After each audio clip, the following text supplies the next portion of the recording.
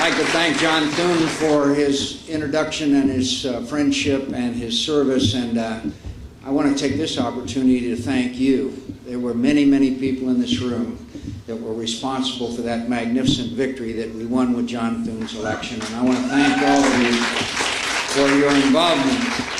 I've also made mention from time to time, if I looked like John Thune, I'd be President of the United States, I'll tell you. I want to make remarks to you tonight, and I want to thank you for your efforts on behalf of the taxpayers of America, the taxpayers of Arizona, and your dedication to a better government. And your participation and your involvement, in my view, has never been more important. My friends, two words summarize my remarks about economic prosperity. Freedom works. Freedom works for everyone. And only... Thank you very much. And only through freedom has America achieved what was once thought impossible, a system in which ordinary people with ordinary abilities can create for themselves extraordinary lives. The simple lesson of history is that there's no economic force on this globe that is stronger than free people. Freedom and initiative were the keys to our past successes, and they are the keys to our future ones as well.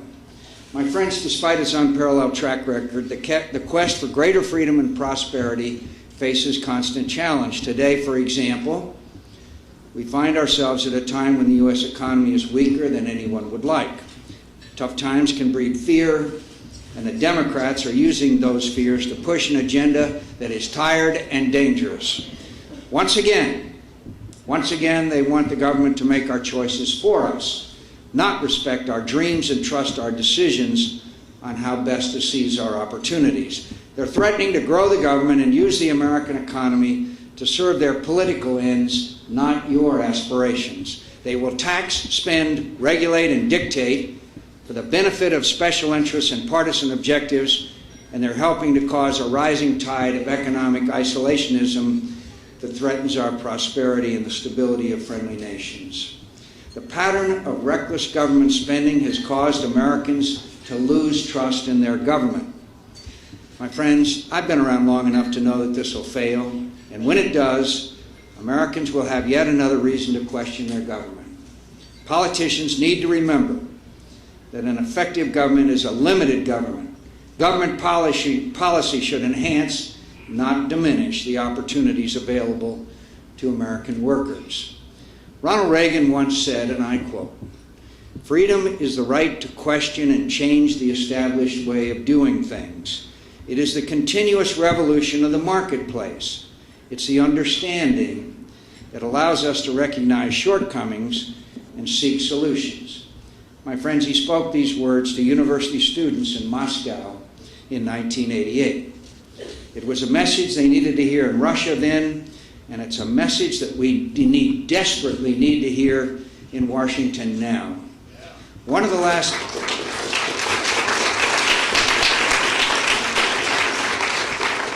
last vestiges of real socialism in the world is right here in Washington, D.C.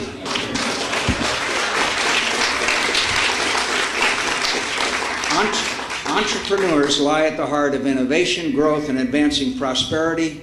Hard work, ingenuity, and starting a business are a proven route to meeting one's goals and providing for children and family. A culture that supports entrepreneurs and embraces their success will prosper, but we must preserve their freedom. Entrepreneurs should not be shackled by excessive regulation that raises the cost of business. Entrepreneurs should not be disadvantaged by earmarking and pork barrel spending that favors politically connected competitors. Entrepreneurs should not be starved of risk capital by burdensome accounting requirements that drive capital to other markets. Entrepreneurs should not be taxed into submission.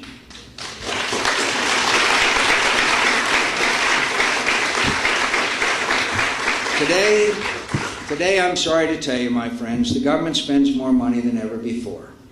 Since Ronald Reagan left office, government spending adjusted for inflation has increased $2,500 for every man, woman, and child in this country.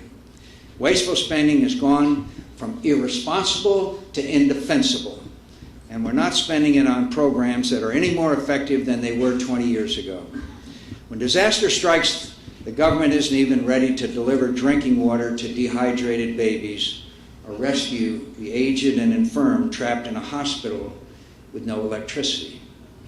No campaign promise, no political philosophy, no national priority is allowed to stand in the way of the prerogatives and priorities of the appropriations committees. When an appropriator says spend, we spend.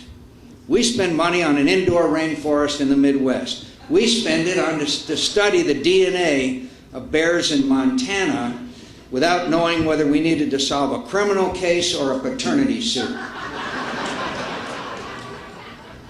We even tried to spend it, as you well know, to build a bridge to nowhere in Alaska. Such spending might come natural to Democrats, but Republicans promised an end to such extravagances, but we broke our promise and Democrats exploited it in the last election by making their own promises to voters that they wouldn't go back to their old ways. Congress should not waste any more money on programs that aren't reviewed or that need to be reformed or abolished, or on projects that serve no greater purpose than to deceive voters into re-electing their local congressman. But the situation is not hopeless because we have freedom. Freedom is the right to question and change the established way of doing things. And my friends, we need to change the way we deal with Washington and with spending in Washington. We need to change the way we deal with spending in Washington. The presidency has many powers. One of the most useful is the veto pen. I believe the president should have the line item veto as 43 governors have.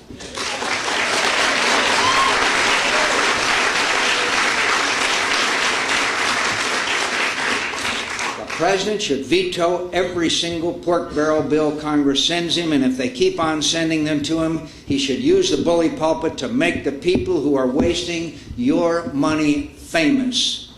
No is always the right answer to wasteful spending.